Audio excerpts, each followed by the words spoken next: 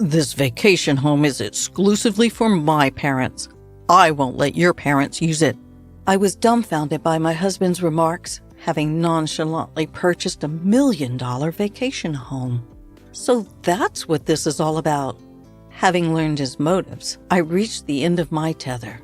"Fine, but you're going to regret this, you know." "I won't." "Don't ever show your face to me again." There he was, crossing his arms with a smug grin on his face. If that's how it is, then I won't hold back. I'll make sure he regrets it. My name is Kathy. I married my husband Robert 4 years ago, and we've been living as a couple. Neither of us have any particular hobbies, so our savings kept growing. If I had to name one indulgence, perhaps it would be brewing coffee from beans on a weekend morning. Speaking of which, your mom's birthday is coming up soon, isn't it? With a freshly brewed coffee in hand, I asked my husband. We're both in our mid-30s. Robert's parents turned 60 this year, a year ahead of my parents. How about we give them a spa retreat as a gift for their birthdays? It'd be a nice memory, don't you think? A good idea, right? When I suggested this, my husband agreed, saying, "That might be a good idea. I'll ask my parents if they want anything specific. If not, we'll give them the spa retreat. It'll kill 2 birds in 1 stone." I didn't mean it like that. "I know. Just joking. Next time I see my parents, I'll talk to them about it. Kathy, can you look up some good spas?" "I got it. How about we go on a trip too? It would be nice for a change." 2 weeks passed and my mother-in-law's birthday was fast approaching. "Hey, we need to make a reservation soon. At this rate, we won't even make it for my father-in-law's birthday. Did you talk to your parents?" In response to my hurried question, my husband answered leisurely, "Oh, did I not tell you? I've already asked their preferences, so it's fine. We don't need to book the spa retreat." Is that so? Then it's okay. But what did they say they wanted? Eager to choose a gift together, I asked that question. But my husband gave me a look that suggested he found it troublesome. "I'll handle everything. It's my parents' 60th birthday. You don't have to get involved, Kathy." I couldn't hide my surprise at Robert's words. He had never brushed me off like this before. That's not a nice way to say it. I was getting emotional. "Why won't you tell me? We've always chosen gifts together." Every year, we had decided on gifts for each other's parents together. So why suddenly, at a significant milestone like their 60th birthday, would he say something like this? I didn't understand my husband's thinking and was frustrated. I don't like to boast, but I'm generally a mild-mannered person. I rarely raise my voice, but my husband wouldn't change his mind. In the end, Robert wouldn't tell me what his parents wanted. Since then, there's been an uncomfortable atmosphere between us, and we only communicate about necessary matters. Even when we drink coffee brewed from beans, we remain silent. The day before my mother-in-law's birthday, my husband spoke to me for the first time in a while. "We're going out tomorrow to celebrate Mom's 60th birthday, so get ready, Kathy. We're staying overnight, so be prepared for that too." When he suddenly said we were going out, I panicked. "What? Where are we going? If we're staying overnight, you should have said so earlier. I have a lot to prepare." "I just told you, didn't I? You're definitely going to be surprised." In contrast to my panic, my husband was in high spirits. The next morning, we got into the car early and went to pick up my in-laws. They were very excited from the morning. "I'm so excited. I never thought I'd get to celebrate my birthday like this. I really can't thank you enough. Right, honey?" "Yes, indeed. Thank you so much, Robert, Kathy." No, happy birthday, Mom-in-law." I felt awkward because I hadn't been involved in choosing the present at all. Even when my in-laws expressed their gratitude, I could only respond vaguely. Then my husband said something. "Really, it's all thanks to Kathy." "Thanks." He was backing me up. I was really happy with my husband's consideration. We'd had been at odds recently, but it felt like we could go back to our old relationship. My gloomy feelings lifted, and I decided to enjoy the journey to our destination. We arrived at a beautiful cabin nestled in the woods. The entrance was spacious, and the living room was entirely glass, making it quite attractive. The cabin was surrounded by trees, giving it a harmonious feel with nature. There were 3 bedrooms and even a hot tub in the bath. "We're staying here? It's so lovely." I excitedly talked to my husband and apologized for my previous attitude. "I never thought Robert would choose a place like this. I don't think I could have found such a wonderful place.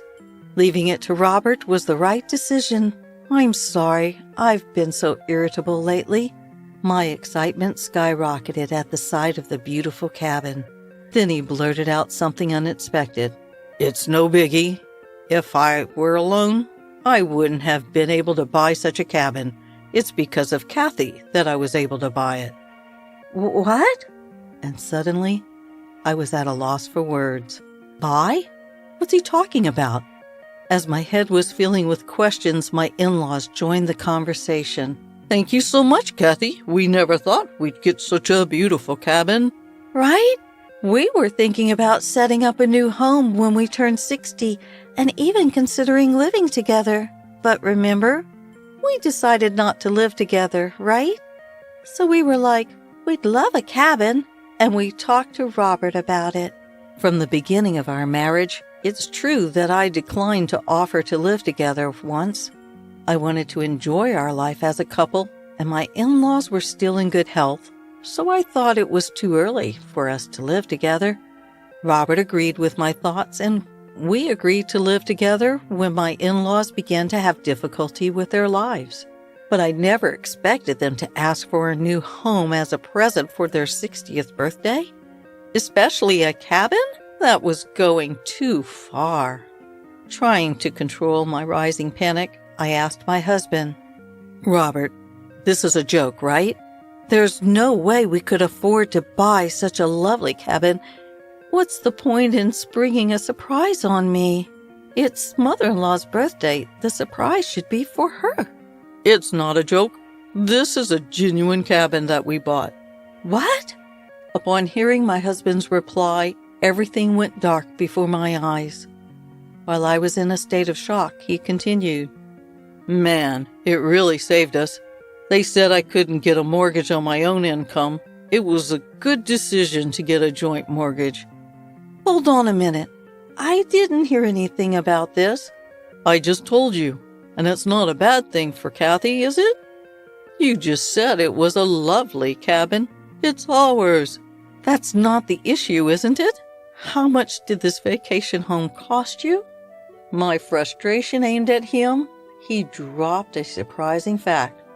$1 million. "What? $1 million?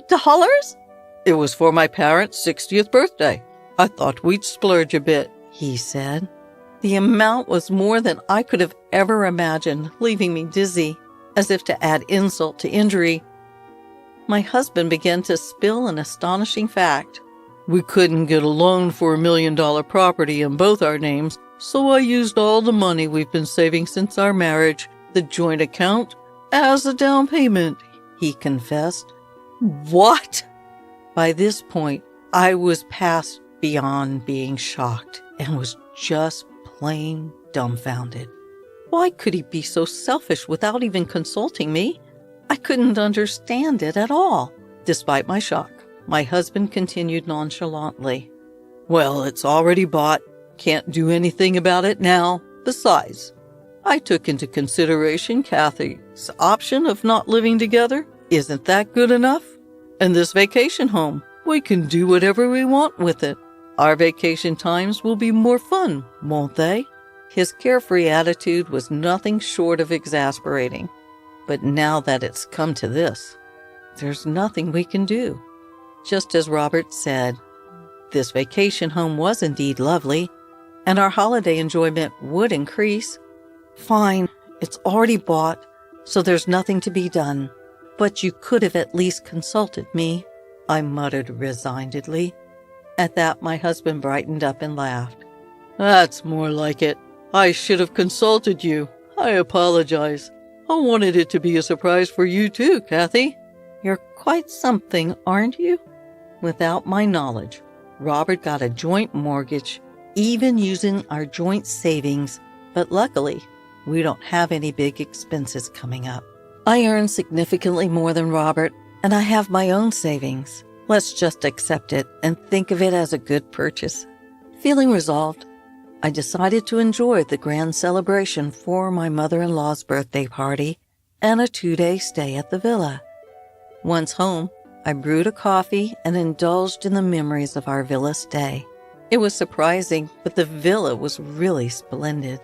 It had a wood-burning stove in the living room, which would be enjoyable in winter. Feeling happy, I spoke to Robert. Hey, when are we going back to the villa? I want to get some new dishes for the villa.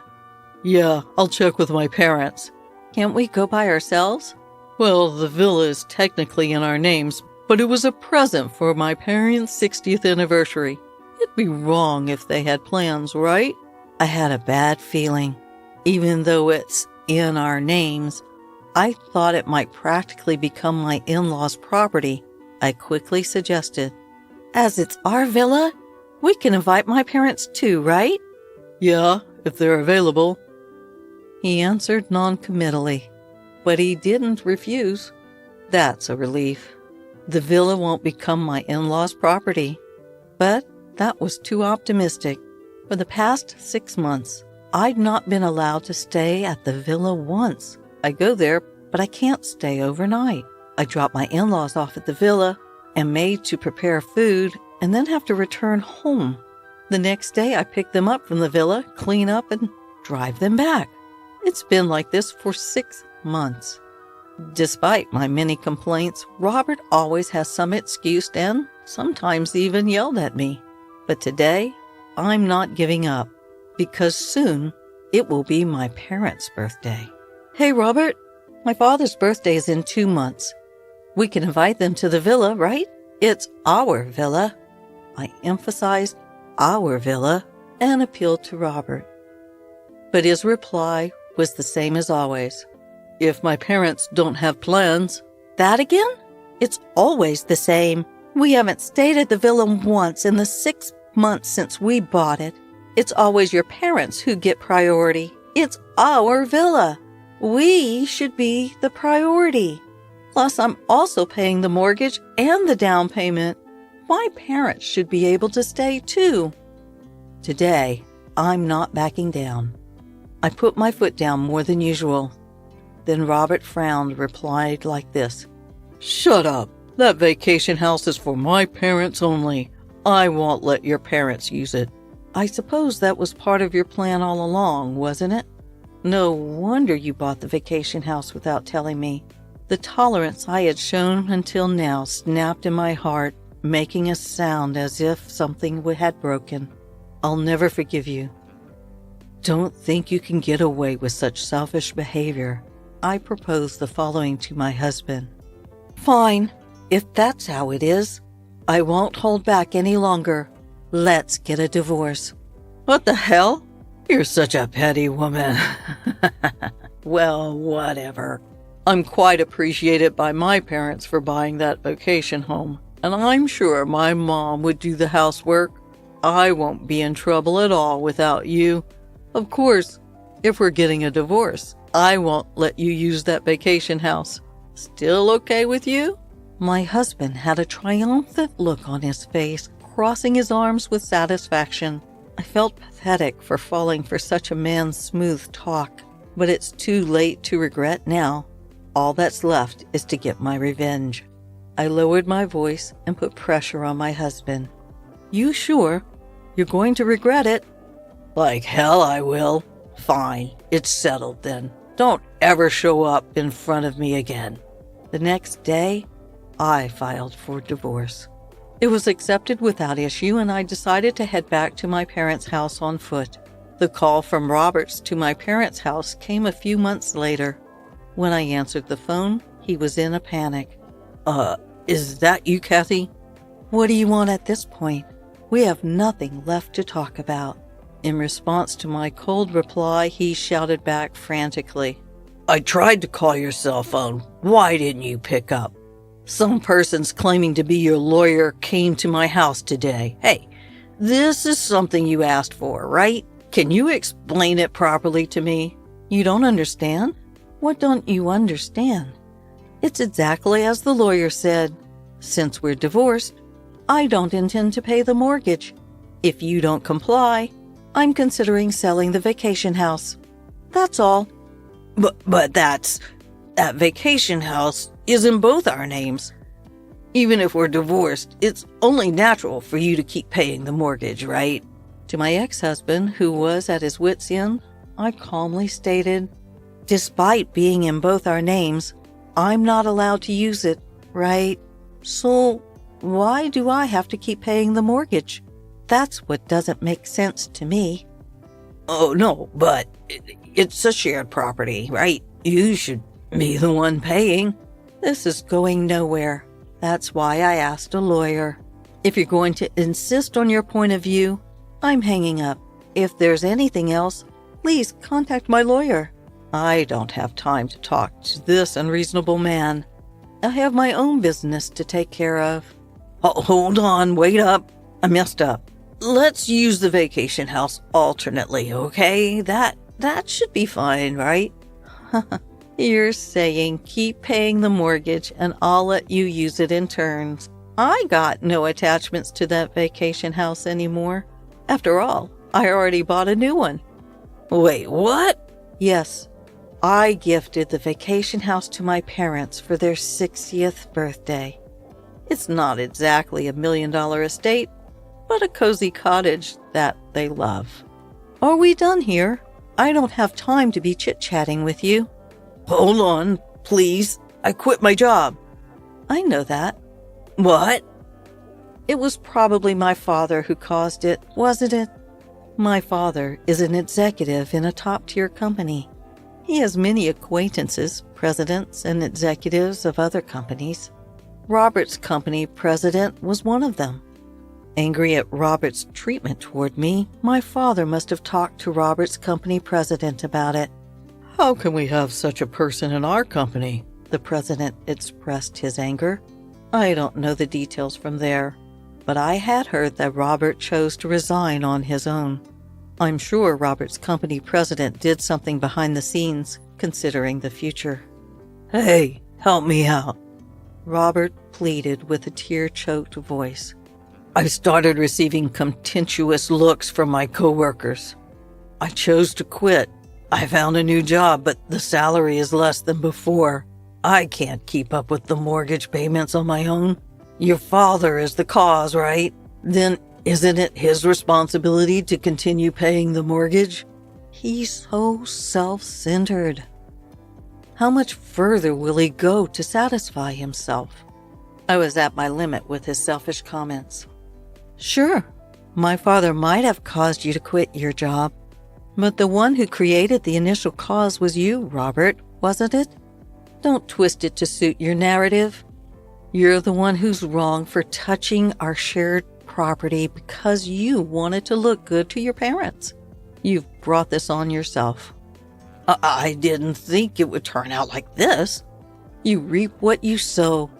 I hope you suffer in the depths of mortgage hell, you selfish jerk. Wait, please. I heard his desperate cry, but I hung up the phone without waiting. In the months following, I negotiated through a lawyer and finally got out of the mortgage for that vacation house. In the end, Robert couldn't continue paying the mortgage on his own, and the vacation house seemed to be sold.